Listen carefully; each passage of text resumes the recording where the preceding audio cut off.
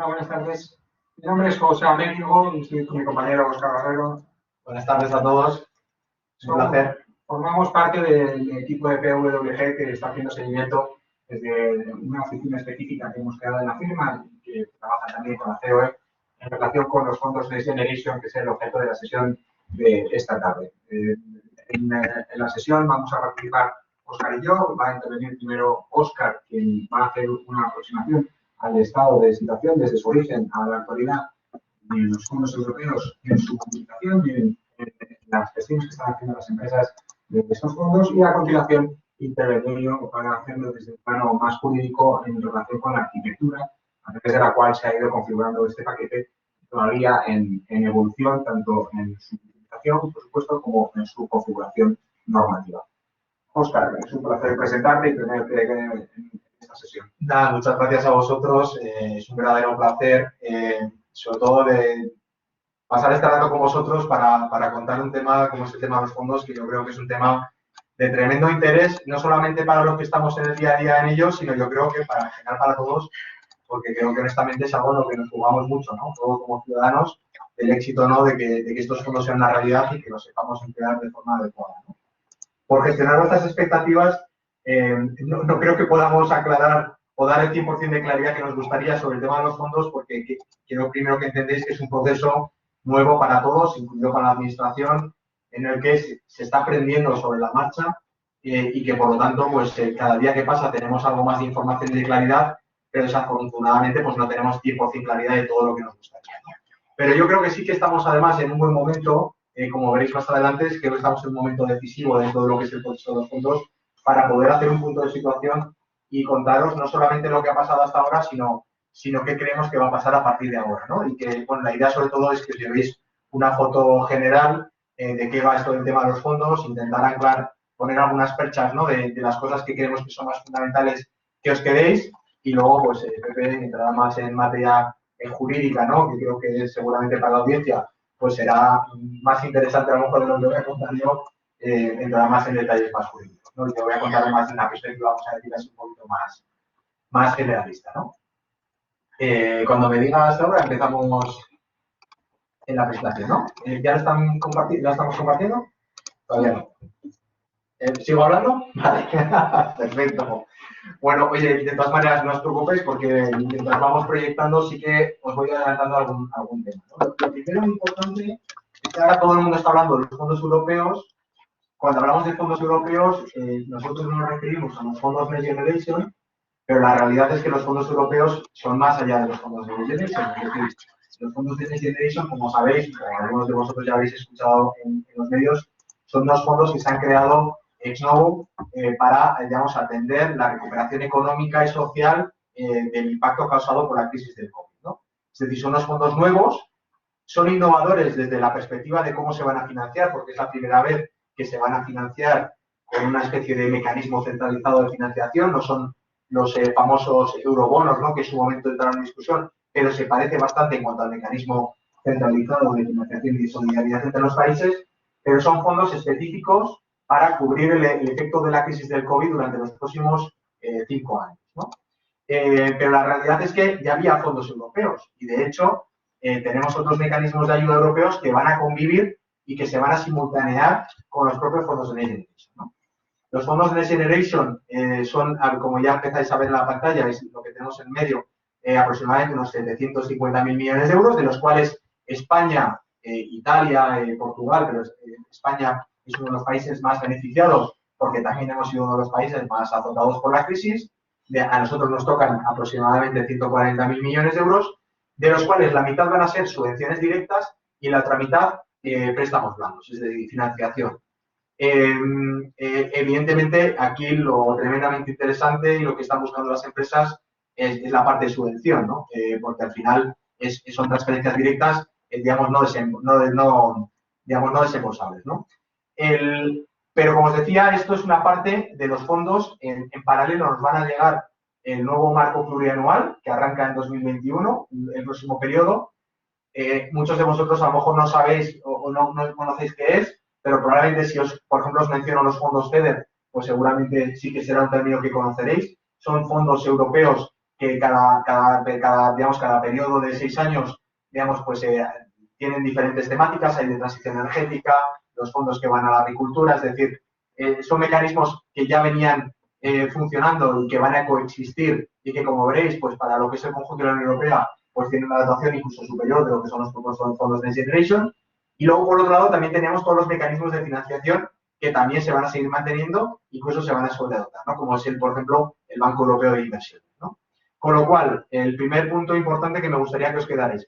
Cuando hablamos de fondos, ahora todo el mundo estamos pensando en los fondos Next Generation, pero la realidad es que vamos a tener a la vez los fondos Next Generation con otros mecanismos de ayuda europeos, tanto de subvenciones como de financiación, que se van a seguir manteniendo y que incluso en algunos casos pueden ser superiores en cuanto a dotación. A ver, pasamos para adelante. A ver. Perfecto. No sé si va el interno o no. ¿Lo tengo que ver yo? Bueno, si no, les voy avisando. Perfecto. Otro tema importante. De nuevo, cuando hablamos de fondos Next Generation, pensamos que es un único fondo. Y la realidad es que es una suma de fondos, ¿no? El más importante, y que es el que más también se oye en los medios, es el marco de recuperación y resiliencia. Pero luego también tenemos otros dos fondos que creo que es importante que conozcáis, ¿no? Y que también se han incluido bajo el paraguas de los fondos Next Generation.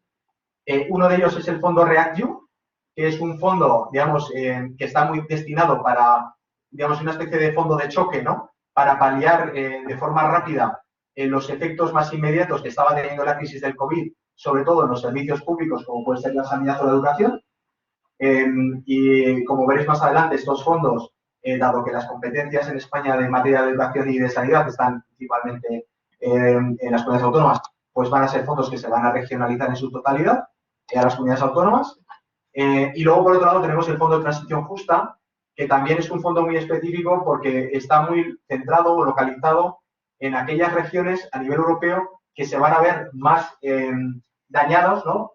por la transición ecológica, ¿no? Básicamente, tenéis que visualizar que son aquellas áreas en las que había o bien minas de carbón o bien centrales de generación de electricidad con carbón que, como consecuencia de los compromisos medioambientales, pues se van a cerrar y, por lo tanto, pues va a haber un impacto socioeconómico muy fuerte y muy localizado en las determinadas comarcas concretas, ¿no? Por ejemplo, en el caso de España, estamos hablando de 8 regiones alrededor de todo lo que es la geografía: Andorra en Teruel, Beirama en Asturias, Puente Nuevo en Córdoba, es decir, donde hay a día de hoy una planta de carbón, pues básicamente eso es una zona de transición justa, ¿no? Y esos fondos, como os decía, van a ser específicos para la recuperación económica en esas zonas concretas como consecuencia del impacto del cierre del carbón, ¿vale? Si vamos más adelante, por favor.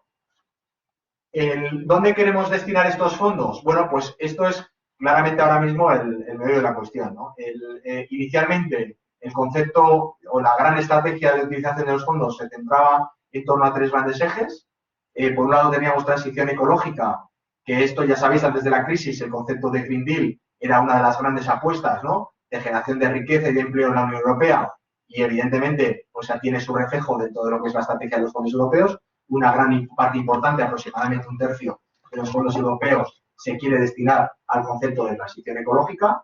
No solamente pensemos en transición energética, sino pensemos en el concepto de sostenibilidad en su sentido más amplio, es decir, también es residuos, agua, de la granja a la mesa, es decir, concepto de Green Deal en su sentido más amplio. Transición digital es el otro gran vector para mejorar la competitividad tanto del sector privado como del sector público. Y luego el concepto de reindustrialización, ¿no? Reindustrialización que realmente nació como resiliencia. Resiliencia no es exactamente reindustrialización. Resiliencia es el concepto que se acuñó como consecuencia también de la crisis del COVID en aquellos ámbitos en los que nos dimos cuenta, en el momento más duro del confinamiento, ¿no?, y de las limitaciones que había, incluso cierre de fronteras, de que había determinados sectores o determinados productos y servicios que era absolutamente fundamental que hubiera producción dentro del contexto europeo, ¿no? Y a todo el mundo nos puede venir a la cabeza el material sanitario, incluso, digamos, en algunos casos, algunos servicios fundamentales, como puede ser la logística, ¿no? Es decir, por ejemplo, nadie se preocupó, afortunadamente, de los alimentos, porque ya tuvimos anteriormente una política agraria, digamos, en la Unión Europea que ya cubría ese objetivo de mantener un una producción localizada en todo el ámbito europeo. Bueno, pues esto era el concepto inicial de resiliencia, ¿no? Es decir, oye, tenemos que tener una serie de productos y servicios asegurada su producción local dentro del contexto de la Unión Europea, ¿no? Pero luego la verdad es que este concepto se ha ido ampliando al concepto de reindustrialización, ¿no? Y ya no solamente es resiliencia, sino es también el cómo reindustrializar Europa, que como sabéis, especialmente yo creo que el caso de España es un caso muy significativo, el porcentaje de peso de la industria en el PIB es muy bajo y eso pues lo estamos sufriendo también digamos, como consecuencia del COVID, ¿no? Por la caída de otros sectores como puede ser el turismo. ¿No? Sigamos para adelante, por favor. Esto, digamos que era muy high level. La Unión Europea lo que hizo es establecer allá en septiembre del año pasado una guía de recomendaciones para, de alguna forma, indicar a los países miembros cómo tenían que hacer su estrategia de asignación de los fondos. Estas recomendaciones no son, digamos, no vinculantes, pues decíamos de alguna forma, porque al final el programa que tiene que aprobar el gobierno español de asignación de los fondos europeos lo tiene que aprobar con Bruselas, con lo cual, de alguna forma, lo que estaba condicionando Bruselas era cómo los gobiernos tendrían que ir haciendo sus planes alineados con estas guías, ¿no? Que al final no deja de ser un resumen de la estrategia europea, ¿no? Y básicamente hablaba de 7 grandes ejes, ¿no? Los 3 primeros tienen que ver con la transición ecológica, como hemos visto antes, pues son 2 pilares principales. Dentro de la transición ecológica mencionan, hay 3 grandes ámbitos. El primero que tiene que ver con todo lo que tiene que ver con la transformación del mix de generación de energía, y ahí hace especial hincapié en el tema del hidrógeno. El tema del hidrógeno, que también estaréis aburridos de escuchar noticias y proyectos que se anuncian, es un tema ahora mismo que está teniendo su boom, pero no deja de estar amparado por la estrategia europea de impulso de hidrógeno y porque se ha tratado también a la hoja de ruta del hidrógeno en España como hoja de ruta para impulsar el hidrógeno, como fundamental. Lo segundo ámbito tiene que ver con la eficiencia energética y la rehabilitación. Esto es un problema endémico no solamente en España, sino a nivel europeo. Tenemos un parque de viviendas muy antiguo y con una baja calificación energética, y es un objetivo estratégico a nivel europeo mejorar la eficiencia energética, tanto en los edificios. Y el tercero tiene que ver con la movilidad sostenible, digamos que también, de nuevo, apunta no solamente a la movilidad eléctrica, sino también al hidrógeno como todos los vectores fundamentales para descarbonizar el transporte, ¿no? Sobre todo el transporte de mercancías o el transporte de barcos, aviones, etcétera, ¿no? Lo que no es, en principio, fácilmente electrificable, ¿no? Y luego hay otros vectores que no tienen nada que ver con la energía, como puede ser todo el tema de la conectividad, es decir, el despliegue de 5G, eso, todos los ámbitos definidos dentro de la estrategia europea. Si pasamos adelante, por favor. El siguiente tiene que ver también con la digitalización, ¿vale? La modernización a través de la digitalización, tanto de la administración pública como de la administración privada. En la administración pública, además, hace mucho énfasis en la digitalización de la justicia, de la sanidad, es decir, la digitalización de los servicios públicos, pero también en cómo la digitalización puede mejorar la competitividad de las empresas. Y ahí pues hablan de cómo invertir en el cloud computing, la inteligencia artificial, es decir, todos los temas más innovadores alrededor del mundo de la digitalización, también la ciberseguridad, ¿no? Y por último, y a mí esto la verdad es que me parece muy inspirador, ¿no? Es que dentro de estos 7 ejes hay uno específico dedicado a la educación, ¿no? Y dentro de la educación, de lo que marca la estrategia europea es de cómo preparamos a la fuerza laboral del futuro, ¿no? En este entorno más sostenible, más digital, y eso se traslada a cómo incidir tanto en las escuelas como en las propias empresas, ¿no? Y es uno de esos 7 ejes, ¿no? Es decir, dentro de estos 7 ejes de marca de estrategia europea, pues uno de los 7 ejes está dedicados a la educación y a la formación, ¿no? En base a estas recomendaciones, que como veis, pues siguen siendo de muy alto nivel, si pasamos para adelante, por favor, lo que ha hecho el gobierno es aterrizarlo a un primer borrador del plan, digamos, de asignación de fondos, ¿no? Os sonará el Plan España Puede, que es el título, ¿no? La marca, ¿no?, que le ha dado el gobierno a este plan de recuperación y resiliencia, de transformación y resiliencia, que, como os decía, de alguna forma lo que intenta es alinearse con esas recomendaciones de la Unión Europea, pero por otro lado también incorporar la agenda política, ¿no?, y la agenda sectorial de cada uno de los ministerios, ¿no? Y en base a eso, pues han hecho un primer borrador de este plan, que básicamente lo que hace es una distribución de los 140.000 millones en particular los 72.000 millones de euros de subvención, que es donde se está priorizando todo el esfuerzo del gobierno, en diferentes bloques y, digamos, dentro de esos bloques diferentes programas, ¿no? Los bloques son básicamente lo que llaman las políticas palanca y debajo de las políticas palanca pues están los diferentes programas que están asociados a cada uno de ellos, ¿vale? No me voy a parar mucho tiempo porque además creo que los ejes tampoco son muchas veces fácilmente entendibles desde el punto de vista de qué es lo que hay detrás. Al final agrupan diferentes conceptos y no siempre es obvio el por qué dentro de una misma palanca pues hay diferentes conceptos que a lo mejor muchas veces no tienen mucho que ver, ¿no? Pero al final yo creo que lo más importante es entrar ya en lo que es la asignación a presupuestos generales del Estado, que ahí sí que tienen un marcado, digamos, una marcada componente ministerial, ¿no? Y, digamos, y de elementos más concretos de subvención que creo que van a ser más fácilmente comprensibles, ¿vale? Si vamos para adelante, por favor. Aquí, por hacer un punto importante, como os decía, el plan España Puede se tiene que validar con Europa. El objetivo es que se apruebe antes de finales de abril de este año. Por lo tanto, alguien podría pensar que hasta finales de abril de este año, por lo tanto, no habría dinero todavía disponible. La realidad es que el gobierno lo que ha hecho es adelantar una parte importante de los fondos europeos y financiarlos, no adelantarlos dentro de la Ley de Presupuestos Generales del Estado. Con lo cual, esto significa que hay una parte importante, que no es menor, es de en torno a la mitad de la subvención directa, que estaría disponible en la medida que la Ley de Presupuestos ya está aprobada, ¿no?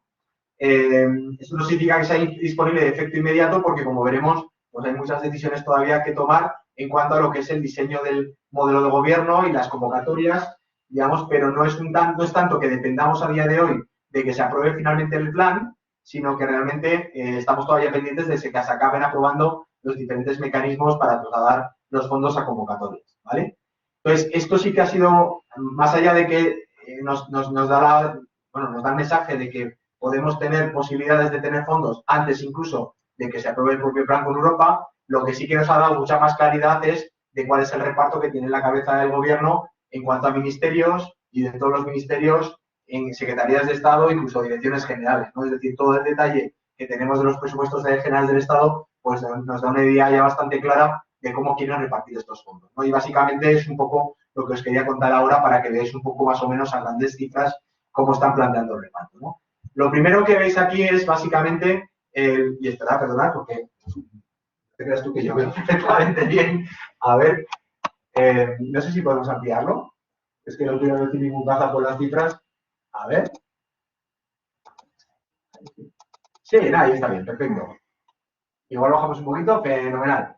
Sí, lo primero que os quería decir, lo primero es el de la mitad más o menos que se han adelantado los fondos, que como veis, pues es aproximadamente más del 40%, casi el 50% de los 72.000 millones de euros que había de subvenciones. La mitad se van a dedicar a lo que llaman actuaciones de carácter económico. ¿Esto qué significa?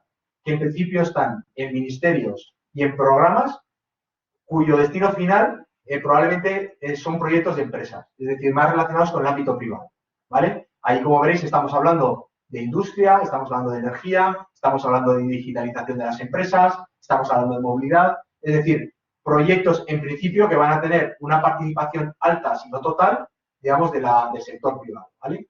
¿Y la otra mitad a dónde se va? La otra mitad se va básicamente o bien a gasto social o corresponde con el fondo REACT-EU, que como os decía antes, dentro de lo que es el conjunto de los fondos Next Generation, pues es un subfondo muy específico que en principio, dado que su naturaleza es a paliar el golpe de sanidad y de educación, también debería ir al sector público. Con lo cual, primera lectura a muy alto nivel, la mitad de los fondos europeos ya están adelantados en los presupuestos generales del Estado y de esa mitad, más o menos la mitad va al sector público y la otra mitad irían a actuaciones privadas que en algunos de los casos pueden ser a través de modelos de colaboración público-privada. Visto de otra forma, también de esta lectura de los presupuestos podemos entrever qué parte del dinero se va a gestionar directamente por parte de los ministerios y qué parte se va a hacer trasladado a las comunidades autónomas. Y más o menos el reparto es del 50%. Como veréis, hay una parte importante tanto del gasto social como del REACT-EU que al ser competencias de las comunidades autónomas van a ir directamente a las comunidades autónomas, pero también va a haber una parte de las actuaciones de carácter económico que se van a dar traslado en convocatorias que se van a ejecutar directamente por las comunidades autónomas. Con lo cual, este 50% de las comunidades autónomas se nutre de la parte del gasto de administración pública y parte de convocatorias de ámbito privado que van a lanzar las propias comunidades autónomas. ¿Vale? Si vamos hacia adelante, por favor. Si no cambies el zoom, porque me va a pasar lo mismo. Luego, visto de otra forma, si subes un poquitín, gracias. Otra forma de verlo es cómo lo veríamos desde el punto de vista de los ministerios, ¿no? Aquí creo que no sé si se está viendo bien el título del ministerio, pero bueno, más o menos, básicamente la primera columna, que veis que es la más importante, corresponde a transición ecológica, ¿vale? Transición ecológica es el ministerio que va a tener una dotación de fondos superior, seguido de fomento, es decir, de Ministerio de Transportes, Movilidad y Agenda Urbana, y luego, por último, el tercero de los ministerios y no normales es Economía, porque básicamente está todo el presupuesto de digital. Y luego, pues hay digamos, unos porcentajes menores que se distribuyen en el resto de los ministerios. Pero básicamente, la idea es que transportes, transición ecológica, transportes y digital, pues prácticamente capitalizan pues 2/3 partes de esos 17.000 millones de euros que se van a ir a actuaciones de carácter privado. ¿Vale? Si nos vamos a la siguiente, como os decía, un momentito más para abajo. ¿Vale? Bueno, esto creo que es la misma vista de antes, pero, digamos, agregado, digamos, por ministerios, tanto lo que va por la parte pública como lo que va por la parte privada, ¿no? Si queréis, vamos para adelante porque es una forma de verlo adicional. Esta sí que quería verla y hay una parte importante, como os decía, que va a llegar a las comunidades autónomas, es decir, aproximadamente la mitad de los fondos van a llegar a las comunidades autónomas y dentro del gasto de las comunidades autónomas, pues prácticamente la partida más importante, que es la primera, que tampoco creo que se ve bien la leyenda, pues corresponde con la transición ecológica e industria, que va a ser la partida más importante que van a recibir las comunidades autónomas, seguido de la componente regionalizada de los fondos de REACT. ¿Vale? Esto, cuando os pasemos la versión definitiva, corregiremos porque yo creo que la transformación o al proyectar se está perdiendo el formato de las leyendas de los gráficos y por eso estáis viendo ahí, digamos, símbolos un poco raros. ¿Vale? Vamos para adelante. Al final, evidentemente, los ministerios que tienen una dotación de presupuesto mayor, pues son los que están siendo más activos de cara a los fondos, ¿no? Básicamente, pues el Ministerio de Transportes, Movilidad y Agenda Urbana, pues lo que está es enfocándose mucho a todo lo que tiene que ver con infraestructuras de transporte, digitalización de la movilidad, fomento de la intermodalidad y luego también un tema importante, también ha asumido la responsabilidad sobre la parte de rehabilitación de vivienda, cuando este era un ámbito que tradicionalmente también estaba compartido con transición ecológica. Transición ecológica se está centrando más en la parte de eficiencia energética, que no tiene que ver con la rehabilitación integral de los edificios o con la regeneración urbana, economía circular, con la parte de residuos, energías renovables, movilidad eléctrica y el hidrógeno, ¿no? Como os decía, una parte también muy importante, ¿no? En agenda, digamos, en asuntos económicos y transformación digital, sobre todo toda la parte de digitalización y I+D. Y luego también tenemos industria, que principalmente hasta ahora se está centrando en industria, es decir, la parte, digamos, de comercio, de momento no estamos viendo tampoco mucha actividad, y el turismo sí que hay un plan de ayuda de turismo específico, digamos, que básicamente se va a centrar en el concepto de sostenibilidad del destino, ¿no? Sostenibilidad de destinos turísticos. Hay un poco lo que estamos diciendo a nivel de madurez, es muy cualitativo, se basa más en la historia que tiene cada uno de estos ministerios y la experiencia que tiene en la gestión de fondos europeos, ¿no? y en la disponibilidad de mecanismos existentes en los que se pueda apoyar para inyectar los fondos y apoyar proyectos de forma más inmediata respecto a lo que pueden ser ministerios en los que no hay de esa experiencia, es más complejo, digamos, son sectores a lo mejor más heterogéneos en cuanto al conjunto de sus sectores que lo componen o tienen menos experiencia en cuanto a este tipo de mecanismos de ayuda. Si vamos hacia adelante, por favor. ¿Qué es lo que se están pidiendo en general, digamos, por parte de los ministerios de cara a acudir a este tipo de mecanismos de ayuda? yo creo que tenemos dos tipologías y tenéis que visualizarlos como dos tipologías de convocatorias, ¿no? Tenemos las convocatorias más estándar, más tradicionales, más parecidas a las convocatorias que ya existían antes de los fondos Next Generation, como eran las convocatorias de los fondos FEDER, o los CEDETI, o los Red.es, que muchos de vosotros os sonarán, aunque sea el nombre, ¿no? Es decir, fondos que ya existían, que las empresas razonablemente conocían y que simplemente la diferencia es que se les va a nutrir de más fondos. Y yo creo que al final no se está pidiendo tanto componente innovador al proyecto, sino que simplemente, como os decía, es echar más gasolina, ¿no? Para que esto pueda llegar el dinero a más proyectos y, por lo tanto, generar un efecto dinamizador mayor de la economía. Pero quizás el efecto para mí novedoso es que hay una parte de esos fondos que sí que se están dedicando para atraer proyectos que puedan tener un efecto transformador de la economía. Es decir, lo que se llaman los proyectos flagship, o lo hemos denominado en España proyectos tractores. Incluso confundimos el concepto proyecto tractor con el proyecto PERTE, ¿no? Que luego Pepe, pues entrará más en detalle, os contará el que es el PERTE, ¿no? Pero yo creo que se está utilizando indistintamente proyectos flagship, proyectos tractores y proyectos PERTES. Al final lo que se intentan definir es este tipo de proyectos que va más allá, ¿no?, de los proyectos tradicionales, que eran al final los que eran objeto de las convocatorias ya existentes de fondos europeos, ¿no?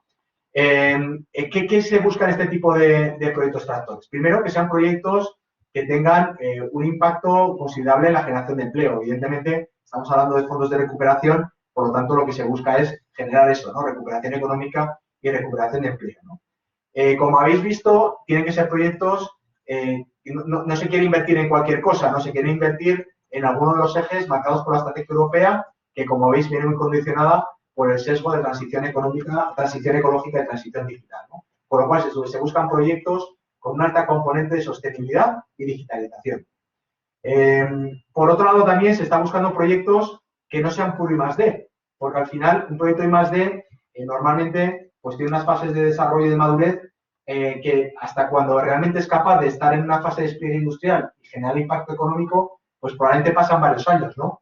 Aquí se están buscando proyectos innovadores, pero que sean de rápido despliegue, ¿no? Es decir, que estén ya casi en una fase de despliegue industrial, ¿no? Y por lo tanto que sean capaces de generar empleo, como os decía antes, en el corto plazo, ¿no? Con lo cual, es importante que los proyectos sean de ejecución rápida y de implantación factible.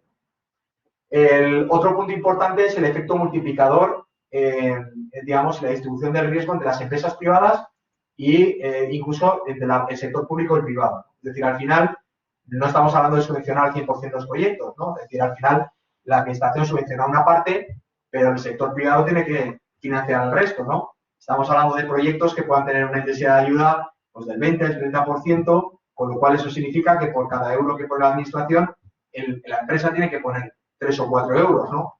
Con lo cual ese es el efecto multiplicador al que nos referimos. Y además también se quiere, de alguna forma, que sean proyectos que trasciendan más allá de los propios planes de negocio de las compañías, sino que sean proyectos sectoriales o en consorcio que generar ese efecto transformacional, ¿no? Es decir, el efecto transformacional es importante en este tipo de proyectos tractores.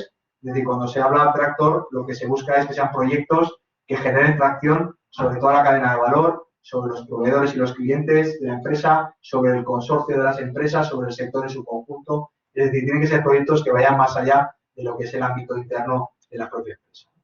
Entonces, esto, digamos que podéis pensar que es muy complicado, porque la verdad es que son criterios pues muy limitantes. Para que os hagáis una idea, Industria preguntó por este tipo de proyectos y recibió más de 700 por un valor de inversión de más de 200 millones de euros. Es decir, con eso os podéis imaginar el efecto dinamizador que ha causado en las empresas que han sido capaces de movilizar proyectos solamente en el ámbito de industria, ¿vale? Por valor de más de 200 millones de euros, ¿no? Con lo cual, la verdad es que vamos a ver luego al final cuántos proyectos acaban recibiendo dinero, pero lo que es indudable es que sí que ha generado un efecto dinamizador en las empresas muy importante y sobre todo yo creo que ha generado un espíritu de colaborar entre las empresas para cumplir con estos requisitos de proyectos tractores que yo creo que hasta ahora no teníamos tanta experiencia, ¿no? No teníamos esa sensibilidad, ¿no?, de colaboración. Si vamos para adelante, por favor. ¿En qué momento estamos? Bueno, aquí, digamos, como os decía antes, hay un hito importante que es la propia aprobación del plan, que esperamos que sea en abril de 2021, a final de abril de 2021, es el Plan España Puede, que ya ha tenido varias iteraciones el gobierno con Bruselas, que tendrá probablemente sus más y sus menos, sus discusiones a través de digamos, sobre las reformas, la condicionalidad. Es decir, pero en principio no esperamos grandes sorpresas y se acabará aprobando, si no es en abril, se aprobará en mayo. Lo más importante es que sí que tenemos ya un adelanto de los fondos, como os decía antes, y que puede pasar, y que de hecho queremos que pasará, que podamos tener incluso convocatorias antes de que se apruebe el plan. Hasta ahora hemos estado en una fase en la que, por un lado, la Administración ha lanzado al mercado muchas manifestaciones de interés para preguntar a las empresas por este tipo de proyectos tractores, y básicamente es la dinámica que hemos tenido desde diciembre. Desde diciembre hemos tenido, no tengo la cifra exacta hasta ahora, pero probablemente hemos tenido 15 manifestaciones de interés lanzadas por el Ministerio de Transición Ecológica, por Industria, por Transporte, es decir, digamos, en diferentes ámbitos en los que los ministerios han entendido necesario preguntar a las empresas qué tipo de proyectos puede haber, dónde puede estar el interés. Y en paralelo, pues la Administración también ha ido trabajando en el diseño de las convocatorias a las que puedan acudir estos proyectos o que puedan derivarse a convocatorias, como decíamos antes, también más tradicionales. Esta fase de manifestaciones de interés creemos que ya se está agotando, es decir, no creemos que vaya a haber muchas más. Si queda alguna más, probablemente se acabará cerrando entre febrero y marzo. Y básicamente no creemos que haya muchas más, porque otro relevante que de alguna forma nos condiciona el tema de las NDIs es que en abril se abre el registro de los PERTEs, ¿no? Los proyectos tractores a nivel nacional, que luego explicará un poco más en detalle Pepe, no me voy a parar aquí, pero que son esos proyectos tractores elevados a la escala nacional, es decir, al final va a haber una docena de proyectos de estrategia de país que se van a aprobar incluso, digamos, más allá del propio ministerio, sino a nivel Moncloa, ¿no? En los que de alguna forma va a haber una apuesta muy clara por esos 12 proyectos y que van a tener un proceso de gobierno muy específico. Esa apertura de PERTES se va a realizar en abril y, por lo tanto, como las manifestaciones de interés, entre otras cosas, también tienen que inspirar esos PERTEs, pues deberíamos de poder terminar todas las manifestaciones de interés durante lo que queda del mes de marzo. Y luego lo que veremos probablemente es que en paralelo, pues ya empezaremos a ver que se empezarán a aprobar algunas convocatorias en Consejo de Ministros, probablemente en marzo, sobre todo esas convocatorias que, digamos, más regionalizadas, ¿no? Y digamos, sobre las que hay menos que pensar, ¿no? Porque está bastante decidido en cómo y en qué, ¿no? Y eso probablemente lo veremos en marzo. Por eso os decía que marzo y abril creo que van a ser meses importantes, porque por un lado se va a cerrar el proceso de reflexión de cómo se quiere distribuir los fondos, por otro lado se van a abrir los mecanismos de consulta o de registro de los PERTEs, que creo que es un tema también que va a marcar mucho la estrategia de los fondos en los próximos meses, y además vamos a empezar ya a ver, blanco sobre negro, convocatorias ya en firme que se irán lanzando probablemente a las comunidades autónomas, ¿no? Entonces, este es un poco el mapa en el que nos estamos moviendo y que evidentemente pues es una foto que vamos actualizando cada semana, digamos, porque desafortunadamente no tenemos un plan de proyecto en el que podamos consultar todos los hitos, sino que es una foto que se va moviendo un poquito con el tiempo. Sigamos más adelante, por favor. Al final, ¿qué es lo que estamos recomendando a las empresas, ¿no? Porque al final, como os decía, hay un efecto dinamizador enorme. Es decir, si algo hasta ahora se puede decir que ha sido un éxito los fondos europeos, es que ha generado muchísima expectativa, ¿no? Es decir, la cuestión está ahora que esa expectativa, esperemos, no se vuelva en frustración, ¿no? Pero yo soy optimista, creo que lo que va a dejar de hecho son proyectos que probablemente, aunque no haya fondos europeos, se acabarán ejecutando, porque esto ha dinamizado mucho a las empresas a idearnos proyectos, a buscar consorcios, y creo que más allá de los propios fondos, creo que va a haber muchos proyectos que se van a acabar ejecutando, aunque no haya fondos. Pero, digamos, lo que sí que ha generado, como os decía, es un enorme dinamismo en las empresas, ¿no? Nosotros lo estamos viviendo como asesores. Todos los días tenemos reuniones con empresas, más allá de las que ya estamos asesorando, que nos preguntan, hay un enorme interés, estamos viendo proyectos tremendamente innovadores, ¿no? Y al final, las recomendaciones que hacemos, tanto a los que son nuestros clientes como no, pues se pueden resumir en estos cuatro grandes, digamos, conclusiones, ¿no? Mensajes. El primero es que al final hay que centrarse en proyectos realmente generadores de valor, ¿no? Es decir, al final, yo creo que hay muchos proyectos, vamos a decirlo así, dentro de los planes de inversiones de las empresas, que se está intentando captar fondos de forma oportunística, ¿no? pero digamos que son proyectos más en el business as usual de las empresas. Creo que honestamente los fondos realmente no están destinados para eso, es decir, yo creo que la oportunidad realmente está en canalizar proyectos que sin los fondos probablemente, pues a lo mejor no tendrían un espacio para poder ejecutarse, ¿no? Proyectos más innovadores, más con esa componente transformacional. Y por lo tanto, nosotros, más allá de que nosotros, pues evidentemente, nuestra labor es asesorar a las empresas e intentar que capturen también el máximo fondos para ese tipo de proyectos más del día a día, pero lo que sí que estamos es haciendo muchos challenges para buscar ese tipo de proyectos que sean de alta generación de valor. Lo segundo es que hay que hacer también un ejercicio honesto de autodiagnóstico de si realmente los proyectos están alineados con los objetivos tanto de la estrategia europea como del Plan de España Puede, como luego de las diferentes agendas sectoriales, ¿no? Pues el PNIE, que en el caso de energía, la hoja de ruta de hidrógeno, la estrategia digital, es decir, al final, si nuestro proyecto no encaja claramente en esos objetivos, pues evidentemente el retorno que vamos a tener probablemente va a ser muy bajo. Porque yo creo que sí que hay una estrategia muy claramente definida sobre cuáles son los vectores sobre los que se quiere apostar. Luego el tercer punto es el tema de la gestión de los stakeholders, ¿no? Yo creo que al final las probabilidades de éxito quedándote en casa esperando con tu proyecto preparado hasta que alguien en algún momento dado se decida a publicar una convocatoria y tengas 100% de claridad de, vale, perfecto, en esta convocatoria puedo presentar mi proyecto, yo creo que en ese momento las probabilidades de éxito van a ser muy bajas. Es decir, yo creo que el momento que estamos viendo ahora de incertidumbre y de falta de claridad nos puede generar, pues eso, cierta incertidumbre, pero por otro lado lo vemos como una oportunidad para acercarnos a la administración, proactivamente proponer nuestros proyectos, intentar influenciar en el sentido positivo en cómo tienen que sacar esas convocatorias desde el convencimiento de que nuestro proyecto aporta un alto valor a la industria, y creo que esa gestión de stakeholders a día de hoy es fundamental. Y la administración la está apreciando y, de hecho, de ahí también el objetivo de esas manifestaciones de interés. Las manifestaciones de interés no dejan de ser una ventanilla para poder escuchar a las empresas las que les puedan proponer ideas, ¿no? Y luego, por otro lado, la gestión de los tiempos, ¿no? Al final, llevamos meses con la sensación de estar corriendo un sprint y al final esto va a ser más una maratón que un sprint. Pero es verdad que los tiempos ahora mismo se están acelerando. Antes decíamos que los 2 próximos meses van a ser fundamentales. Yo creo que ahora sí que vamos a empezar a tener, digamos, cierta urgencia, ¿no?, en determinados pasos que haya que dar con los proyectos, sobre todo pensando que muchas veces en las manifestaciones de interés lo que se han presentado ideas y en la convocatoria hay que presentar proyectos, ¿no? Y entre una idea y un proyecto hay un gap muy importante de concreción y de madurez del proyecto, no solamente a nivel de diseño del proyecto, de presupuesto, de tramitaciones, de relación entre los partners.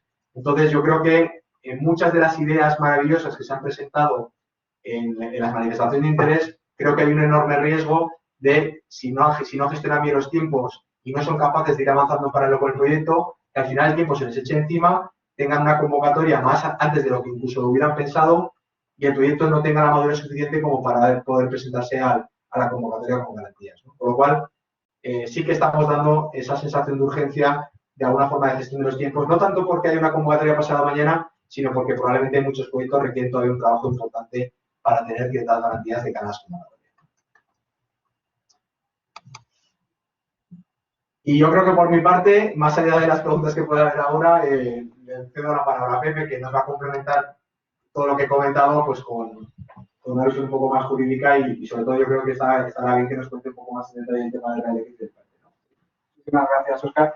De forma muy generosa decías que de mi parte podría suscitar más interés. No creo que sea el caso, ¿no? Yo creo que es muy importante, enlazando con tus últimas palabras, el efecto dinamizador que está teniendo la información sobre los fondos de inversión en toda la economía, en las empresas, la preparación para llegar, ese proceso de relación entre las empresas a la hora de buscar proyectos que sean sectoriales y no puramente de interés de una única empresa, nos ofrece una visión global de cómo desde el punto de vista de negocio se percibe esa llegada de los fondos.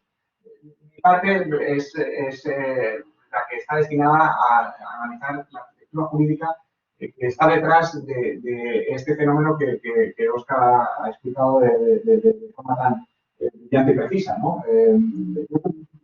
Por cierto, retomo algo que tenía que haber dicho al principio, ¿no? Que es el agradecimiento a la Escuela de Práctica Jurídica por la oportunidad de tener esta sesión y, teniendo en cuenta en ese foro, entendimos que esa explicación de negocio tenía que tener este complemento jurídico que me corresponde ahora a mí poner de relieve, ¿no? El objetivo, ¿no? Como en su opositor siempre calculo los tiempos, ¿no?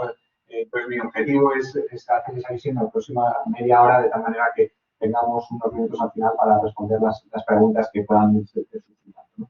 A la hora de analizar la arquitectura jurídica, tenemos que tener claro que esto, evidentemente, se desempeña fundamentalmente en dos planos, el derecho europeo y el derecho nacional, ¿no? Empezando por el derecho europeo, la génesis de los fondos europeos la situamos en un Consejo Europeo que se celebra el día 21 de julio, que es la fecha ¿no? Es la fecha en la que se acuerda por los jefes de Estado y Gobierno de los Estados miembros poner en marcha un paquete de ayudas que no tiene precedentes en la Unión Europea en cuanto a su volumen. Ese Consejo Europeo, lejos de ser el origen del paquete normativo que regula los fondos Next Generation, al final es el origen, ¿no? Y a partir de esa fecha empiezan a tramitarse una serie de normas en las que se va a concretar la arquitectura jurídica, ¿no? ¿Qué normas se han aprobado y ayudan a perfilar esa estructura, ¿no? La primera que probablemente hay que mencionar, aunque no forma parte de los fondos Next Generation, pero sí son el complemento y se tramitaron paralelamente, es el marco financiero plurianual. Durante todo el otoño se ha tramitado un marco que es la herramienta fundamental presupuestaria de la Unión Europea, porque establece unos límites en las cantidades que se puede gastar en los presupuestos de la Unión con carácter anual, ¿no? Ese marco financiero plurianual comprende el periodo del año 21 al año 27 y se ha tramitado paralelamente y desde luego es también una herramienta buscada para alcanzar el objetivo de la regulación, aunque no es ese su fin específico. ¿Por qué? Porque paralelamente, como decía, se ha tramitado el instrumento de recuperación de la Unión Europea, que es el que conocemos como Next Generation. Entonces, tenemos, por un lado, y estos son varias normas que se aprueban en el mes de diciembre del año 2020, un reglamento de marco financiero plurianual, un reglamento sobre el instrumento de recuperación, Next Generation, que, como decía Óscar, comprende el mecanismo de recuperación y resiliencia, del fondo REACT EU y otros fondos que también están comprendidos, y es el instrumento que está destinado a poner en circulación un paquete de ayudas con un importe total de 750.000 millones de euros. La mitad tendrán un carácter de contribución directa por parte de la Unión y la otra serán préstamos que podrán solicitar los Estados miembros a la Unión. También se tramitó paralelamente otro reglamento que ha aprobado, que es el reglamento sobre la condicionalidad para la protección de los presupuestos de la Unión Europea. Este es el denominado reglamento de protección del Estado de Derecho, ¿no? Y que es el que tuvo la digitalización, particularmente por la oposición inicial de Polonia y Hungría, que finalmente fue vencida con una negociación propia de Europa para tratar de salvar todos los intereses entonces en conflicto. Esta es una norma importante porque establece cuáles son los requisitos que desde el punto de vista del Estado de Derecho son necesarios preservar para tener acceso a los presupuestos de las ayudas que proceden de la Unión Europea. A la inversa, si se aprecian vulneraciones del Estado de Derecho, porque, por ejemplo, se puede perjudicar puede ponerse en tela de juicio el acceso por parte del Estado que se puede tener en situación a los presupuestos de los fondos europeos. Y también se aprobó en diciembre la norma que regulaba el fondo de REACT EU. Este es un fondo que tiene un presupuesto más o menos de 50.000 millones de euros, ¿no? De ese paquete total de 750.000. Y que se articula mediante una modificación de un reglamento precedente del año 13, que es el reglamento 1303 del año 13, que es el que regula los fondos europeos, FEDER y de otra naturaleza, y en el que se inserta esta regulación especial. Aparte de estas normas, la otra que se ha aprobado recientemente, y no lo fue en diciembre, sino que lo fue en el mes de febrero de este año, y se publicó la semana pasada, el día 18 de febrero, es el reglamento del año 2021-241, por el que se regula el mecanismo de recuperación y resiliencia. Esta es una norma clave para entender cómo van a llegar los fondos Next Generation, puesto que al fin y al cabo los 750.000 millones de euros que comprenden el total tienen una distribución en la que el 90% está asociado al mecanismo de recuperación y resiliencia, más de 670.000 millones de euros. Bien, ese reglamento tan reciente en el tiempo, pero que evidentemente se conocía en versiones anteriores del texto, de hecho empezó a tramitarse en mayo del año 2020, antes incluso de que se adoptara el acuerdo en el seno del Consejo Europeo del 21 de julio del año 2020, como decía, ha tenido sucesivas versiones y es el que ha ido inspirando muchas de las ideas que hemos ido conociendo respecto de cuáles son los objetivos que se van a perseguir con los fondos Next Generation. Ahí en el mecanismo se establece cuáles son los pilares básicos sobre los que van a descansar las ayudas y que están relacionados con todos los destinos de los fondos que ha ido explicando Óscar a lo largo de su intervención. ¿No? Los pilares incluyen transición ecológica, transición digital, crecimiento, la competitividad, la cohesión económica y social, el apoyo a la salud y el apoyo a la educación. Bien, ¿cómo acceden los Estados miembros a estas cantidades? Lo hacen a través de planes. Los Estados miembros tienen la obligación de elaborar planes de recuperación y resiliencia en los que tienen que incluir una serie de objetivos y de hitos que estén alineados con las exigencias que establece este reglamento. El reglamento establece claramente cuál debe ser el contenido que debe ser cubierto por cada uno de los planes. Evidentemente, hay un margen de decisión por cada uno de los Estados miembros que tienen que aproximar esos objetivos a las concretas características de su situación económica, pero hay unos condicionantes muy fuertes que están relacionados con estos 6 pilares y que tienen otros objetivos adicionales, como por ejemplo el cumplimiento de los objetivos del semestre europeo, que será otra vara de medir de los planes que vayan elaborando los Estados miembros. Desde la entrada en vigor del reglamento, que tuvo lugar el día siguiente de su publicación en el día de la Unión Europea, los Estados miembros ya pueden presentar sus planes y tienen hasta finales de abril para hacer esa presentación. Como decía, el hecho de que esta información fuera conocida a través de previas versiones del reglamento ha hecho que todos los estados que van a ser destinatarios de esos fondos hayan empezado a trabajar con anticipación en la elaboración de esos planes y que en estos momentos estén en un estado de madurez próximo a su cierre, de lo que permitirá que antes de que termine abril los estados vayan presentando cada uno de esos planes. Y el segundo hito, una vez presentado el plan, es la evaluación por parte de la Comisión Europea. Esa evaluación está basada en unos criterios que también son conocidos. Hay un anexo dedicado específicamente a cuáles son los criterios que va a utilizar la Comisión Europea para evaluar los planes, ¿no? Y la Comisión Europea tiene un plazo de 2 meses desde la presentación para llevar a cabo su evaluación. Este régimen que acabo de escribir es el que rige en el plano formal. En el informal sabemos, porque así lo han trasladado los medios de comunicación, que ya hay representantes de la Comisión Europea en España que están en un diálogo continuo con las autoridades, con los distintos ministerios y que van analizando cada una de las distintas partes del plan para ir dando pautas que hagan más fácil ese trámite posterior de la evaluación. Y hay que tener en cuenta que la evaluación por parte de la Comisión Europea no termina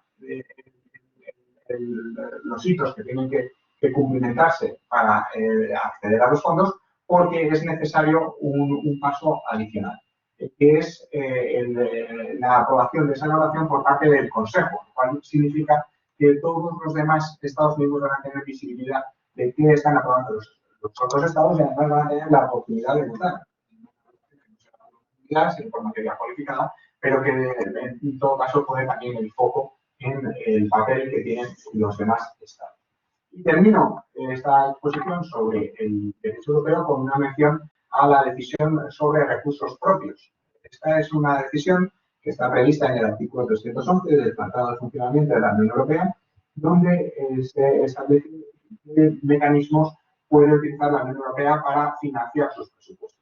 ¿Por qué ha sido necesaria modificar la decisión sobre recursos propios? Porque por primera vez en la historia de la Unión Europea la Comisión va a financiarse, la Unión lo va a hacer, a través de los mercados, pidiendo financiación de los mercados, y esto es un cambio que necesita una decisión que está ya aprobada en el plano europeo, pero que necesita la ratificación por parte de todos los Estados miembros.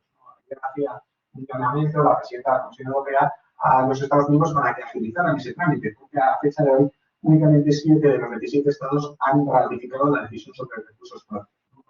En España está previsto que en el mes de marzo pueda cumplimentarse este trámite y requerirá para la participación parlamentaria, ¿no? Esta participación parlamentaria también se producirá o tiene que producirse en otros Estados miembros y es lo que introduce alguna complejidad adicional, ¿no? Pero en cualquier caso se espera, o por lo menos la Comisión Europea es la estimación que hace, que todas esas ratificaciones puedan producirse antes de que termine este primer semestre del año 21, de tal manera que empiecen a financiarse en el verano y en el otoño de este año. Es importante tener en cuenta que, por lo tanto, la Comisión tendrá acceso a esos fondos a lo largo de este año 21, pero que tan pronto como se apruebe el plan nacional, van a tener el Estado cuyo plan se ha aprobado acceso a un 13% de los fondos, ¿no? Eso es lo que, en el caso de España, permitirá tener acceso a 10.000 millones de euros tan pronto como se produzca la aprobación positiva del plan y la ratificación por parte del Consejo de este fondo. Otro dato importante del mecanismo de recuperación y resiliencia, que además de establecer los objetivos, también establece algunos porcentajes de destino de fondos. Así, en el caso de la transición ecológica, el 37% de los fondos tienen que estar dedicados a este objetivo y el 20% a la digitalización. Bien, por lo tanto, esta es la foto que podemos ofrecer de la arquitectura europea, que como vemos descansa en una pluralidad de normas, en una decisión sobre recursos propios, un reglamento sobre el instrumento de recuperación, otro reglamento sobre el fondo EU, otro reglamento sobre el mecanismo de recuperación y resiliencia, además de la aprobación del marco financiero plurianual, ¿no? Por lo tanto, está ciertamente diseminado en varias normas. ¿Y qué otra característica podemos destacar de estas normas? Que todas ellas son directamente aplicables y, por lo tanto, no necesitan una transposición como sucede en el caso de las directivas. Bien, eso no significa que no sea relevante el papel que vayan a adoptar los estados, ¿no? Y entonces ya desciendo al siguiente de los planos, que es el plano nacional, ¿no? En un plano extranormativo, por supuesto, el instrumento más relevante con el que vamos a lidiar es sin duda el propio plan que España va a presentar de acuerdo con este marco de recuperación y resiliencia, que está en fase de elaboración, pero en el que, como ha dicho Óscar, tenemos ya una información muy relevante a partir del plan España Puede, que no deja de ser un esqueleto de contenido que se espera que tenga este plan, ¿no? El plan descansa sobre 4 objetivos estratégicos, que son una España digital, una España verde, una España cohesionada y una España igualitaria. Objetivos estratégicos que a su vez dan lugar a 10 políticas palanca y a su vez están divididas en 30 componentes. Veremos en algunas manifestaciones de interés que hay alusión a que un determinado que se realiza a las empresas sobre cómo articular un determinado objetivo está relacionado con un componente, ¿no? Estos componentes podemos verlos en el plan España Puede, que no es el documento que se van a enviar a Bruselas, pero sí es el esqueleto de ese documento que se envía a Bruselas y que en estos momentos se halla en vías de elaboración. Y en enlazo con otra de las cuestiones que Óscar nos ha expuesto, que es las manifestaciones de interés. Estas manifestaciones de interés lo que tienen por objetivo fundamental es recabar ideas a través de las cuales constituir el plan, determinar cuáles son los objetivos y los hitos, porque sin alcanzar estos objetivos y estos hitos no se va a producir el desembolso por parte de las autoridades europeas. Va a haber un seguimiento en el que si no se alcanzan esos hitos y esas reformas, no podrá llevarse a cabo los desembolsos. De ahí que sea tan relevante los ejemplos que la Comisión Europea ha ido poniendo sobre cómo debe elaborarse ese plan. Y fue en septiembre del año pasado cuando estableció algunos de los modelos o algunos de los ejemplos que podían ser utilizados por los Estados miembros. ¿Por qué es importante conocerlos? Porque nos pone de manifiesto qué tipo de parámetros quiere la Comisión Europea que el plan defina y de ese modo evalúe cómo está resultando, cuáles son los resultados del dinero que está siendo utilizado en las inversiones que se pongan en marcha, ¿no? Y el tipo de reformas normativas que puedan ser acometidas, ¿no? Ámbito en el que sin duda el interés de los juristas se incrementará porque las reformas que se comprometan en muchos casos serán reformas normativas y pondrán de manifiesto un plan de cambios de normas que tendremos todos que ir siguiendo para hacernos algo. Y junto a este plan y estas manifestaciones de interés, sin duda la norma más importante que se ha aprobado en materia de fondos europeos es el denominado reglamento sobre los fondos Next Generation, el Real Decreto Ley sobre los fondos Next Generation. Es el Real Decreto Ley 36-2020 de 30 de diciembre por el que se aprueban medidas urgentes para la modernización de la administración pública y para la ejecución del plan de recuperación, transformación y resiliencia. Bien, ¿qué contenido debemos destacar del Real Decreto Ley, ¿no? Lo primero es que se trata de una norma extensa, densa y que abarca distintas cuestiones y además con enfoques distintos, porque puesto que algunas medidas son específicas para la gestión de los fondos europeos, otras para los fondos Next Generation y otras, en cambio, tienen un carácter más general, una previsión de estabilidad en su vigencia.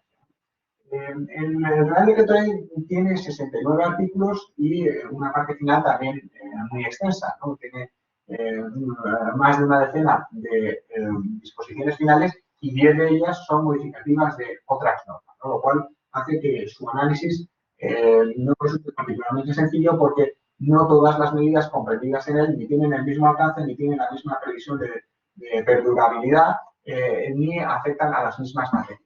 Pero a mí sí me gustaría destacar aquellas que podemos identificar como más relevantes, ¿no?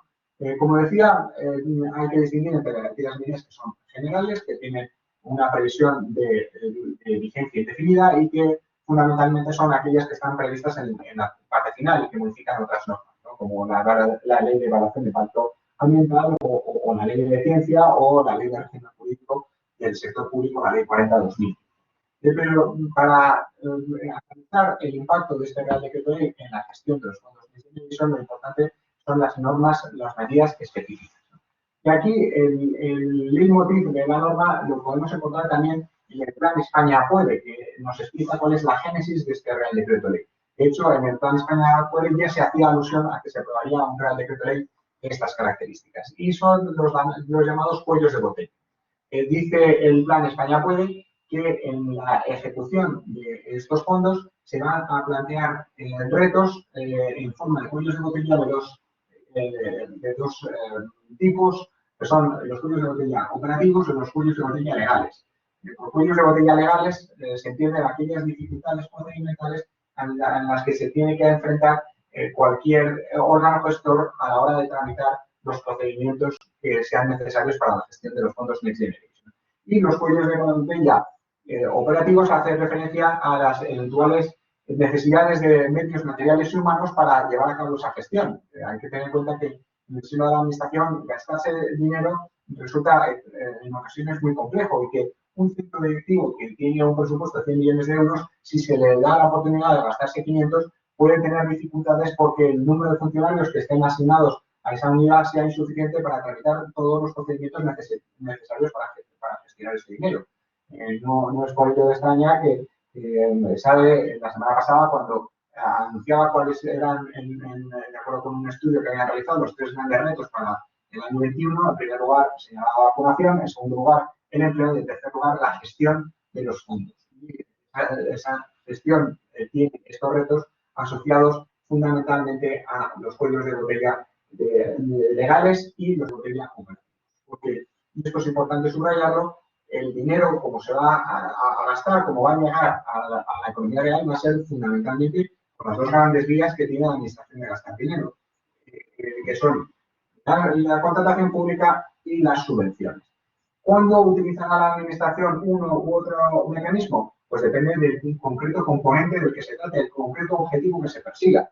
Por ejemplo, si vemos el Plan España Puede, parece claro que una de las vías que va a tratar de impulsarse va a ser la digitalización de la Administración de Justicia. Parece previsible que el dinero que se gaste en la Administración para la consecución de este objetivo lo sea a través de la contratación de los servicios de empresas que puedan ayudar en este proceso de transformación en vías de la digitalización o de la mejora de la digitalización de la Administración de Justicia. Otros objetivos, en cambio, me parecen más propios de las subvenciones. Pensemos, por ejemplo, en la eficiencia energética de edificios privados, ¿no? Si se quiere mejorar la eficiencia energética de los edificios privados, parece previsible que exista una vía de subvención por la cual las comunidades de vecinos puedan acceder a una subvención que financie, normalmente de forma parcial, las obras que sean necesarias para mejorar esa eficiencia energética. Bien, pues, se trata, por lo tanto, de procedimientos de contratación y de subvenciones que están regulados ya en la legislación general y que plantean retos que son conocidos en su tramitación. Para afrontarlos es posible introducir mejoras o mecanismos de agilización que son los que trata de prever el Real Decreto Ley 36/2020. Por eso, en esas medidas específicas son muy importantes las medidas sectoriales, igual que lo son las medidas de organización, ¿no? Y me detengo 2 minutos en las medidas de organización interna. Este es el tema que ha suscitado mayor interés desde el punto de vista de la opinión pública, porque es probablemente aquel que tiene una vertiente política más marcada, ¿no? Y es el relacionado con la gobernanza de los fondos europeos. Bien, lo que dice el Real Decreto Ley 36/2020 había sido ya anticipado por el Plan España Puede, ¿no? Y hace alusión a una serie de órganos que están involucrados, ¿no? Lo cierto es que se enumeran estos órganos, aunque en muchos casos no es sencillo discernir cuál es el concreto rol que van a asumir unos y otros, ¿no? Pero sí que nos dan una idea clara de qué niveles de administración van a estar involucrados en la gestión de los fondos. Aquí vemos claramente un papel protagonista del órgano gubernamental, ¿no? Se prevé la creación de una comisión de recuperación, transformación y resiliencia, en la que forman parte el Consejo de Ministros en su conjunto, desde el presidente a todos los vicepresidentes, a los ministros y varias secretarías de Estado y la Secretaría General de Fondos Europeos. Junto a este órgano habrá una comisión técnica cuya composición ha estado discutiéndose en las últimas semanas, que lo que tiene por objetivo es preparar las reuniones de este órgano, ¿no? De la misma manera que las reuniones del Consejo de Ministros son preparadas por la Comisión General de Secretarios de Estado y subsecretarios. También hay un plano de participación de las comunidades autónomas a través de un órgano de coordinación a nivel territorial que es ya sobradamente conocido, que es la Conferencia Sectorial, ¿no? En la que formará parte la ministra de Hacienda y los nuevos consejeros que asuman competencias en materia de gestión de los fondos. Y en este órgano también está discutiendo cuál es el reglamento interno por el cual va a regir su funcionamiento, la conferencia sectorial para la transformación y resiliencia. Y junto a estos órganos también es importante el papel que en el seguimiento va a llevar a cabo la presidencia de gobierno a través del Departamento de Asuntos Económicos y de G20, y se prevé también una participación de las empresas a través de las organizaciones empresariales, también de los sindicatos, a través de las organizaciones sindicales, además de en foros específicos, en foros de alto nivel de discusión. En todo caso, dice el Decreto Ley 36/2020 que el plan al que hemos hecho alusión tendrá que ser aprobado por el Consejo de Ministros y que previamente tendrá que ser sometido a audiencia de comunidades autónomas y entidades locales y al diálogo social a través de las organizaciones empresariales y las organizaciones sindicales. Bien, este plano de organización interna se complementa con una serie de medidas que afectan a los funcionarios y que lo que pretenden es favorecer la movilidad de funcionarios a aquellas unidades que puedan verse más sobrecargadas de trabajo o que puedan preverse medidas de gratificación específica para los funcionarios que tengan que tener una participación más intensa en la gestión de los fondos. Junto, como digo, con estas medidas de organización interna, nos quedan las medidas sectoriales y que están relacionadas fundamentalmente con la contratación, con las subvenciones y con la colaboración público-privada, ¿no? En materia de contratación se elevan los umbrales a partir de por debajo de los cuales se puede utilizar el procedimiento simplificado. Se prevé la posible declaración de urgencia de los procedimientos que se estén tramitando en materia de contratación. Ten en cuenta que en una versión previa del borrador de Real Decreto Ley se decía que podían declararse todos los procedimientos urgentes. Aquí lo que dice es que pueden declararse algunos y que eso necesita una justificación. Y también es relevante en materia de contratación la modificación relacionada con el periodo de recuperación de las inversiones en el modelo concesional, ¿no?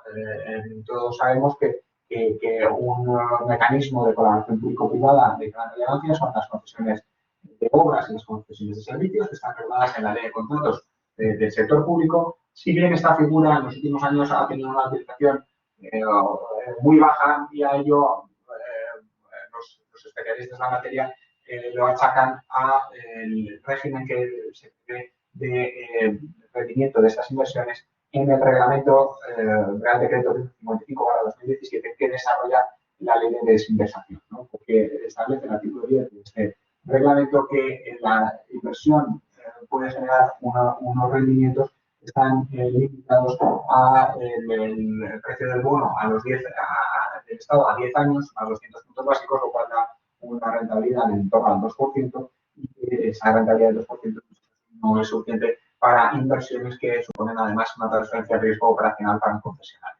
Bien, pues para estos fondos Next Generation se ha incrementado ese umbral a la deuda del Estado a 30 años y a 300 puntos básicos, que puede situar en torno al 4% esa rentabilidad, que ciertamente es mejor que la que existe con carácter general, aunque también en función del riesgo puede ser insuficiente. Es una modificación sin duda relevante.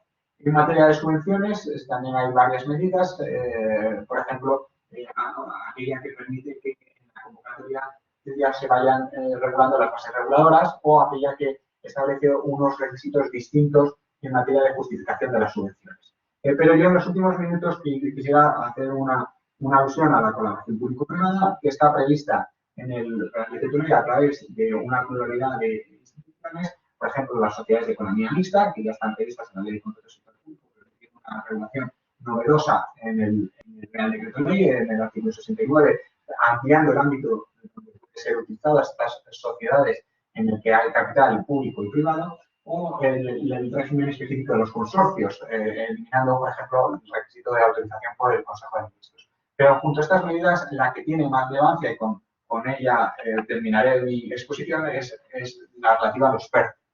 Si podemos recuperar la presentación, tenemos una diapositiva específica a estos proyectos estratégicos de recuperación y transformación económica, que es las palabras a las que responde el acrónimo PERTE.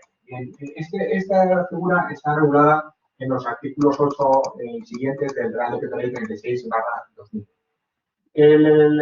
Lo primero que tenemos que tener en cuenta en relación con los PERTE es que se trata de un proyecto tractor que tiene que tener una capacidad de arrastre de la economía y que no podría ponerse en marcha únicamente con iniciativa privada, que por eso necesita una intervención pública, necesita una financiación pública para resultar viable en su ejecución, en su inversión. Bien, el PERTE tiene que ser declarado como tal a través del acuerdo del Consejo de Ministros. Si bien ese acuerdo no puede adoptarse si no concurren una serie de requisitos que en el Real Decreto Ley se definen por referencia a varios elementos, ¿no? Su importancia, su alto nivel de inversión, por la novedad que contiene, y también por su capacidad de influir en la transición ecológica o en la transición verde. ¿Qué otros elementos son importantes a la hora de conocer el PERTE? Es muy relevante tener en cuenta que en la ejecución de estos PERTEs va a tener una parte muy va a estar encomendado a empresas que tienen que estar inscritas en un registro. Y por eso va a ser necesaria la creación de este registro, que se regulará por orden del Ministerio de Hacienda y que tiene que ponerse en marcha en un plazo de 3 meses desde la entrada en vigor del Real Decreto Ley. Por lo tanto, en este primer trimestre, de acuerdo con lo que la misma norma ha establecido. Las empresas que se inscriban serán aquellas que cumplan una serie de requisitos cuantitativos y cualitativos para la ejecución de ese concreto proyecto, que puede ser único o puede ser un conjunto de proyectos que obedezcan a un fin común. Las empresas que se inscriban en ese PERTE tienen que cumplir los requisitos que se fijen para ese concreto proyecto y no tiene que existir un número clausulo de empresas, sino que todas aquellas que cumplan los requisitos tienen que tener acceso al PERTE, que además no puede estar sometido a unos límites temporales. Y en el caso de que concurran todas estas circunstancias, ¿qué es lo que sucederá? Bien, puede suceder que determinadas líneas de subvenciones queden limitadas a empresas que estén inscritas en el PERTE. Ahora bien, para prever esa restricción de acceso, tiene que concurrir circunstancias de interés imperiosas de interés público y además tiene que preverse la oportunidad de otras empresas que no estén inscritas en el PERTE también acceder a las subvenciones siempre que acrediten en el momento de ponerse en marcha las subvenciones que reúnen los mismos requisitos que las empresas que sí están inscritas. Por lo tanto, este es el régimen que ha previsto el Real Decreto Ley, sobre el que a mí me gustaría terminar señalando que se está tramitando como proyecto de ley, ¿no? Fue convalidado en una votación ajustada que acordó también que se tramitara el Real Decreto Ley como proyecto de ley, ¿no? En este momento está abierta la fase de enmiendas, se ha presentado enmienda de totalidad, si no me equivoco, se ha debatido estos días en el Congreso y si no prosperará, pues continuará su tramitación con las enmiendas parciales. Por tanto, puede sufrir cambios toda esta regulación que estamos viendo en estos momentos. Y con esta exposición, pues sumo los 30 minutos que me había comprometido a utilizar en mi intervención y creo que podemos ir viendo las preguntas para resolverlas en los últimos minutos para terminar el esfuerzo y cumplir esta previsión de hora y media de duración del seminario. Si me permites, para ilustrar, porque yo creo que el tema del PERTE es un tema importante, porque algunos de vosotros diréis, bueno, pero ¿qué es un PERTE, digamos, en la práctica, ¿no? Es decir, ¿de qué estamos hablando, no? Yo creo que hay un PERTE que ya, digamos, está de alguna forma en la mesa, ¿no? Y, digamos, conversaciones con los ministerios, yo creo que incluso estaréis viendo que se está mencionando mucho en los medios públicos, es el PERTE alrededor del sector automoción. Para que tangibilicéis que es ese PERTE, ¿no? Ese proyecto nacional de automociones en España, digamos, a largo plazo, ¿no? Que sigamos teniendo una potencia de fabricación de coches depende de la decisión de alguna forma de las marcas, ¿no? De que los nuevos vehículos se fabriquen en España, ¿no?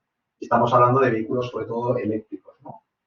Pues el PERTE del vehículo eléctrico en España es un proyecto que arrastra toda la cadena de valor y que no solamente se centra en la fabricación del vehículo eléctrico, sino también la fabricación de las baterías, porque si no hay baterías probablemente no habrá fabricación de coche eléctrico y para que haya fabricación de baterías tiene que haber también fabricación de los componentes de las baterías dentro del entorno local. ¿Esto qué significa?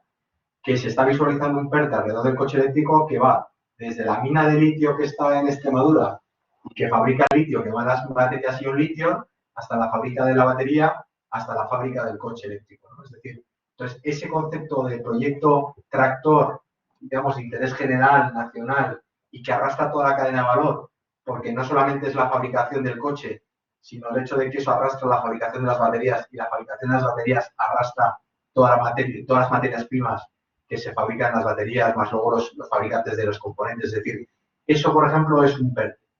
Y ponemos ese ejemplo porque parece ser que es uno de los PERTEs que va a salir, ¿no? Es decir, el PERTE del sector auto va a ser este concepto, ¿no?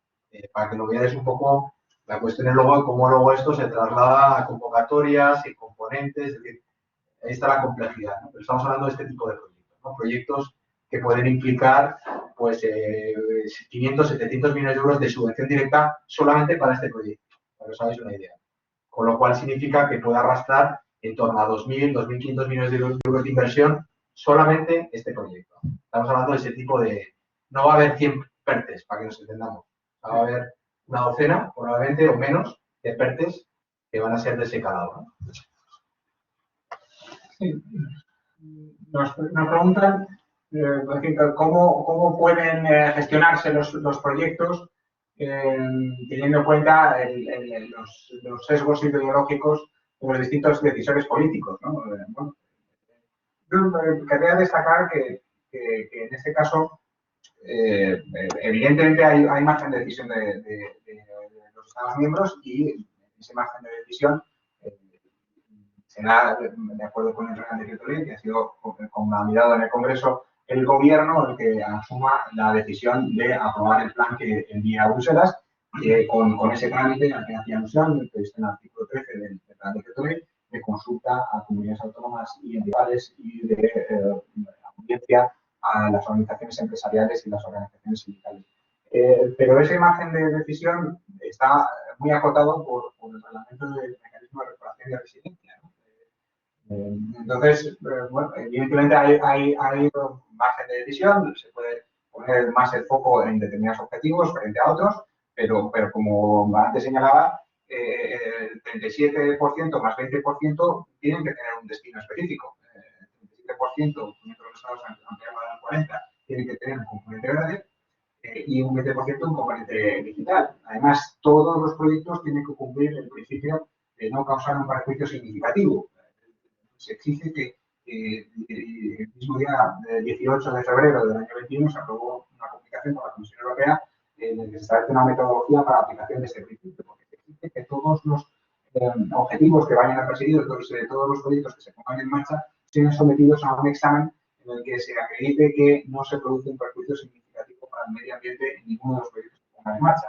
Evidentemente, todos aquellos que tengan un enfoque verde será un análisis simplificado porque precisamente tiene un objetivo medioambiental, pero si el objetivo medioambiental no es el protagonista, habrá que acreditar que persiguiéndose una cohesión territorial, una cohesión social, no se perjudica o no se causa un perjuicio significativo al medio ambiente. Pues bien, por lo tanto, a esto hay que añadir que respecto al resto del porcentaje, siempre tiene que estar alineado con los objetivos del semestre europeo, con la cohesión económica, territorial y social, ¿no?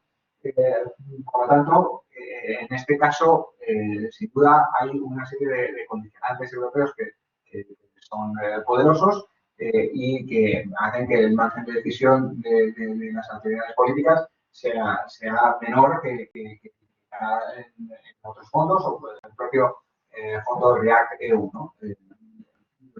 Por supuesto, en última instancia, el gobierno tiene una decisión dentro de estos parámetros y el uso que haga de él, pues, tiene que ser de control por el Parlamento, ¿no? Pero yo quisiera destacar que no hay una libertad absoluta, ni mucho menos, en la gestión de estos fondos y que tiene que tener unas orientaciones claras en estos elementos. Y luego había otra pregunta en cuanto a la duda razonable, ¿no? De si vamos a ser capaces de absorber estos 140.000 millones, teniendo en cuenta lo tocada que está la pequeña y mediana empresa en España como consecuencia de la crisis y siendo conscientes que la pequeña y mediana empresa es una parte muy importante, ¿no? Mayoritaria del tejido empresarial español. A ver, yo creo que aquí hay como decía antes, va a haber dos tipos de fondos, ¿no? Yo creo que va a haber fondos que van a estar muy dirigidos a la pyme, y al final, por ejemplo, en digitalización, la parte mayoritaria de los fondos creemos en el ámbito privado, ¿no? Me refiero que van a ir a las pymes, ¿no? Y luego va a haber muchos fondos, por ejemplo, en industria, en transición energética, que van a estar orientados también a pequeña y mediana empresa, ¿no? Con lo cual, aquí la cuestión está evidentemente, es cómo orientamos los grandes proyectos tractores, ¿no? Porque cuando estábamos hablando, por ejemplo, del proyecto de automoción, estamos hablando de que puede haber una subvención de 500 millones de euros a SEPERTE, pero eso significa que hay un sector privado que va a tener que poner 2.000 millones, evidentemente los proyectos tractores tienen que estar liderados por las grandes empresas. Porque al final, si estamos hablando de un proyecto tractor como un proyecto que tiene un impacto fuerte y por lo tanto tiene un volumen de inversiones considerable y además un cierto riesgo, porque al final son proyectos innovadores, transformacionales, creemos que aquí el papel de la gran empresa va a ser fundamental, pero también es verdad que esa gran empresa va a generar un efecto arrastre sobre la pequeña y mediana empresa. De hecho, en las manifestaciones de interés que estamos viendo en muchas medidas, se está pidiendo explícitamente que haya una colaboración ya de saque de pequeñas y medianas empresas. Por ejemplo, para que os hagáis una idea, en la manifestación de interés de Industria ha pedido específicamente que en los proyectos haya al menos 5 empresas en consorcio y del número de empresas del consorcio al menos un 40% de pymes. Con lo cual, un poco resumen, probablemente si hiciéramos el análisis dentro de 2 años, nos daremos cuenta que de los 140.000 millones, gran parte se ha ido, probablemente incluso más de la mitad de lo que se haya ido al mundo privado, se habrá ido a través de programas muy específicos orientados a la pequeña y mediana empresa, pero la parte importante, la parte más transformacional, ahí evidentemente el papel de la gran empresa es fundamental, porque al final yo creo que son las que tienen la capacidad de asumir el riesgo y atraer el volumen de inversión de la parte privada, que va a ser muy considerable. Estamos hablando de que en general las subvenciones van a ser del 20 o 30%, que va a haber alguien que va a tener que poner el 60 o 70% restante, ¿no? Y cuando estamos hablando de este tipo de proyectos con tanto volumen de inversión, pues están las grandes empresas o no, pues imposible. Esto es bastante distinto de lo que ha pasado en otros países. Estamos viendo en otros países como Alemania o Francia que no están buscando tanta el efecto transformacional, sino que se están centrando más en el efecto incentivador de recuperación económica y lo que están haciendo es aprovechar mecanismos actuales, inyectar más dinero y ya está. Bueno, a lo mejor probablemente ellos tienen un reto de transformación menor que el que tenemos nosotros. Yo creo que la diferencia es que España sí que está cogiendo una parte de esos fondos y los está enfocando a una parte transformacional que por otro lado nos está complicando todo el proceso porque evidentemente nos obliga a crear estas figuras como el PERTE y nos complica todo mucho, pero puede ser una gran oportunidad para que realmente en algunos sectores consigamos ese efecto de transformación. Yo, vamos, estoy completamente de acuerdo, Óscar. Es cierto que el concepto PERTE, además de arrastrar la economía, tiene una capacidad de arrastre de la opinión pública. Entonces, hay veces que podemos quedarnos en que estos fondos van a dedicarse única y exclusivamente a financiar este tipo de proyectos, porque todos estamos viendo noticias que tienen que ver con hidrógeno verde, con grandes proyectos de economía circular, pero lo cierto es que junto con esos grandes proyectos también hay otras líneas en los proyectos que tienen como destinatarios específicos a la pequeña y mediana empresa, ¿no? Y quería destacar que hace unas semanas se presentó también el plan de digitalización de las pymes, ¿no? Una dotación si no me equivoco, 5.000 millones de euros para las pequeñas y medianas empresas. También destacaría en relación con los PERTE que es posible que su propia configuración exija la participación de la pequeña y mediana empresa, ¿no? En ese sentido, la manifestación de interés de industria obligaba a que cualquier proyecto, además de tener un umbral por encima de los 40 millones de euros, tuviera mínimo 5 empresas y un 40% de ellas fueran pequeñas y medianas empresas, ¿no? Por lo cual, bien en la propia confirmación de los PERTE, bien a partir de líneas específicas, sin duda el destino también puede beneficiar a las pequeñas y medianas empresas, aunque quizá la transformación tenga un enfoque o un rol distinto, ¿no? También nos preguntaban en relación con cómo se va a disponer el dinero, ¿no? Entre préstamos y contratos públicos. A este respecto que quisiera aclarar, vamos a ver. De los fondos que corresponden a España, ¿no?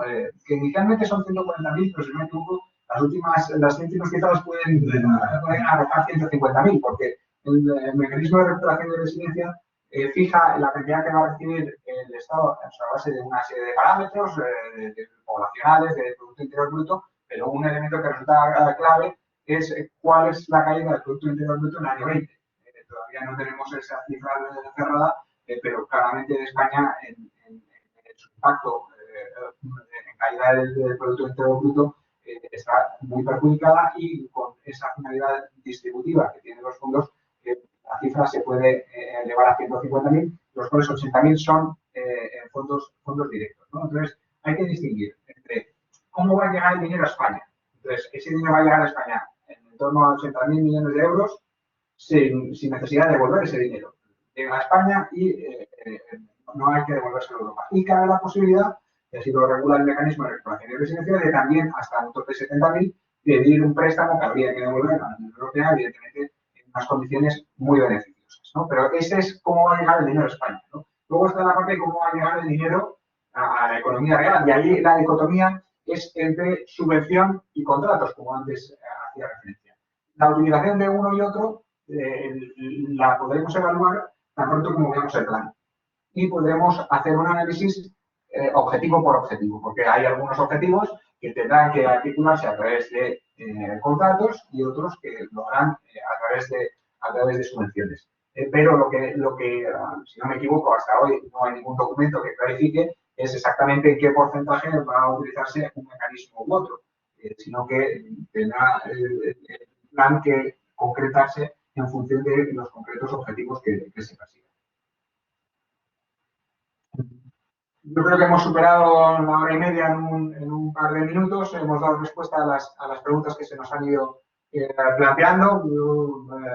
Sin perjuicio de acceder, por supuesto, encantamos a la última intervención de despedida. Lo que quisiera es agradecer de nuevo a la Escuela de Práctica Jurídica la posibilidad de celebrar este webinar y, por supuesto, a todos ustedes la atención. Nada, lo mismo digo, ha sido un placer.